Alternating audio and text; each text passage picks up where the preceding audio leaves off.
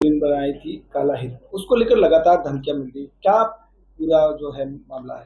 देखिए, धमकियां मुझे लगातार मिल रही हैं। पिछले 2 साल से मुझे बम से उड़ाने की, गला काटने की, जान से मारने की, घर को उड़ाने की, कभी पेट्रोल बम, कभी ड्रोन अटैक, कभी आरजीबी फायर, कितनी धमकियां मुझे मिली हैं। इन्हीं धमकियों के चलते हरियाणा के जो डीआईजी हैं एसटीएफ के, सिमरनजीत सिंह, उन्होंने यूपी को एक लेटर लिखा था। एसटीएफ हरियाणा के जो डीआईजी हैं सिमरनजीत सिंह, उन्होंने लिखा था कि अमित जानी के घर की, ऑफिस के, लगातार जो है देश के 4 बड़े गैंग जो लॉरेंस बिश्नोई के एंटी फंक्शन में है, वो चारों गैंग, हिमांशु भाऊ गैंग, बम्बिया गैंग, कौशल चौधरी गैंग, नीरज गैंग, ये सब लोग रेकी कर रहे हैं। तो इसी आधार पे कि मुझे धमकियां मिल रही हैं, उदयपुर फाइल बनाई तो मेरे खिलाफ 17 हाई कोर्ट में 100 से ज्यादा रेट थी। देश का हर मौलाना और जो कन्हैयालाल के हत्यारों का समर्थक था, वो मुझे धमकी दे रहा था। तो मुझे माननीय गृह मंत्री जी ने सुरक्षित करते हुए 22 श्रेणी का सुरक्षा कवर दिया था, सीआरपीएफ कवर दिया था। उसके बाद से भी लेके आज तक जो है लगातार मुझे धमकियां मिल रही हैं। 28 अक्टूबर 2025 को मुझे कश्मीर से धमकी आती है कि आपको डिफेंडर सहित बम से उड़ा देंगे। उसका मुकदमा थाना रतनगढ़ी, हजरत नगर गढ़ी में, संभल में दर्ज होता है, उसे ट्रेस किया जाता है। मैं यहाँ उदयपुर में आता हूँ, उदयपुर में मुझे टिफिन बम से उड़ाने की धमकी मिलती है। तो जो एसएसपी थे गोयल तत्कालीन, उन्होंने उसको गिरफ्तार किया, मोहम्मद शाहिद नाम के लड़के को। आज मैं मुकाम से यहाँ आया हूँ, मुकाम में गया था क्योंकि 19 तारीख को हमारे मुकदमे की सुनवाई है। सलमान खान हमारे खिलाफ हाई कोर्ट में है। तो आज 24 घंटे पहले, 48 घंटे पहले मैं गुरु जम्बेश्वर भगवान के दर्शन करने के लिए गया था। और जैसे ही मैं जोधपुर में पहुंचा हूँ, वैसे ही शहजाद भट्टी नामक व्यक्ति ने मुझे फोन किया, मैसेज किया, मुझे कहा कि मैं इस प्रोजेक्ट को छोड़ दूं। उसने कहा कि अमित जानी, ना तुम्हारा सलमान खान से कोई दुश्मनी है, ना तुम्हारी लॉरेंस बिश्नोई से कोई दोस्ती है।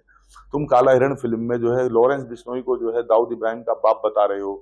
तुम काला हिरण मूवी में जो है वो लॉरेंस बिश्नोई को ग्लोरीफाई कर रहे हो। और इस प्रोजेक्ट से हट जाओ, वरना तो हमारे हाथ बहुत लंबे हैं। हम कनाडा में, पाकिस्तान में, भारत में जो चाहे वो कर सकते हैं, हमें कोई नहीं रोक सकता है। या तो हमसे दोस्ती कर लो, हम तुम्हारी फिल्म में जो पैसे वैसे लगे हैं, जो भी है, उसे खत्म करके हम तुम्हारा नुकसान भरपाई कर देंगे, और नहीं तो हमारी दुश्मनी का मतलब तुम जानते ही हो। फिर उसने मुझे, मैंने कहा मैं तो तुम्हें जानता ही नहीं हूँ, मैं तो तुम्हारा नाम ही नहीं सुना। मैंने ऐसे अनजान बन के दिखाया कि मैं तुम्हारा नाम ही नहीं सुना है, तुम लीडर हो क्या हो मुझे नहीं पता।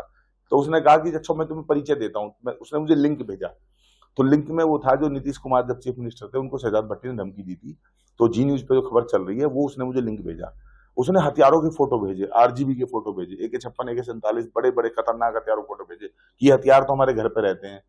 उसने मुझे ये भी कहा मैसेज में कि तुम्हारे पैसे आए हुए हैं और मैं तुम्हें कह रहा हूं कि मान जाओ, वरना तो तुम मारे जाओगे। तो कौन है वो पैसे देने वाला? इसके लिए मैंने गृह मंत्रालय को पत्र लिखा है। मैंने इसके लिए डीजीपी राजस्थान को पत्र लिखा कि मैं 2 दिन राजस्थान में हूं, राजस्थान से मुझे सुरक्षित बाहर निकालिए। मैंने इसलिए जो है जोधपुर के सीपी को और उदयपुर के एसपी को पत्र लिखा है। कल मैं कन्हैयालाल जी घर जा रहा हूं, इसलिए मैंने जो है अपने सीआरपीएफ के जो कमांडर हैं उनको पत्र लिखा है कि मैं किसी गैंग का हिस्सा नहीं हूं।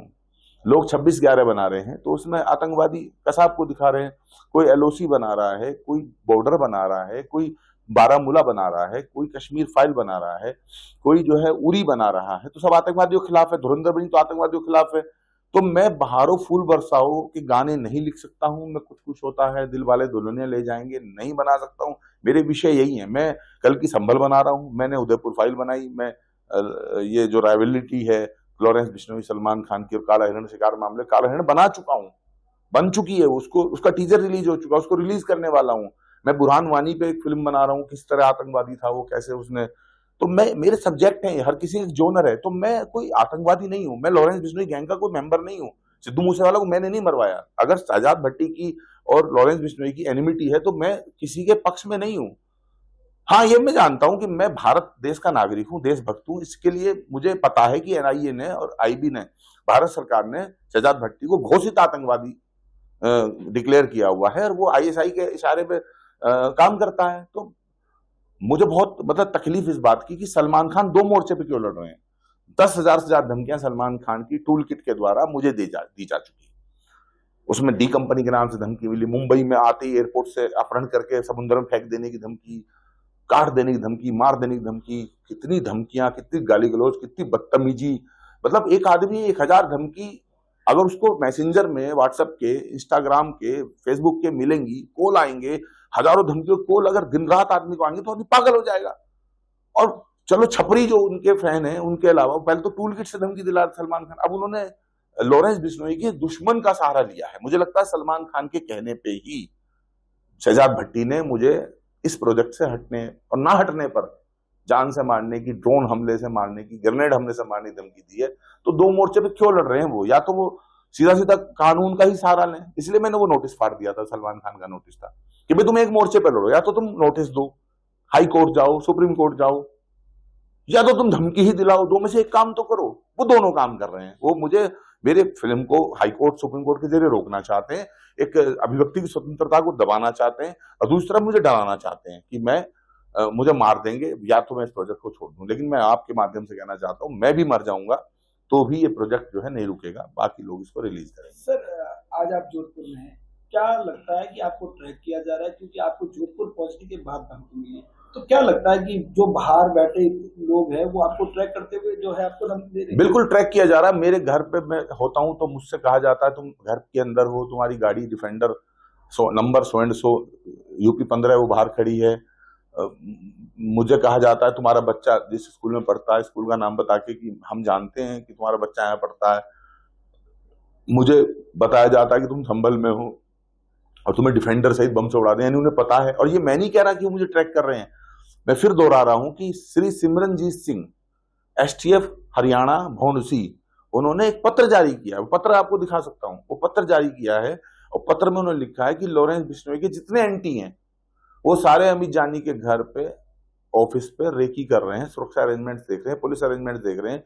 और रेकी किस लिए है कि अमित जानी को किसी भी क्षण मौत के घाट उतारा जाता है। बड़े अटैक की तैयारी है।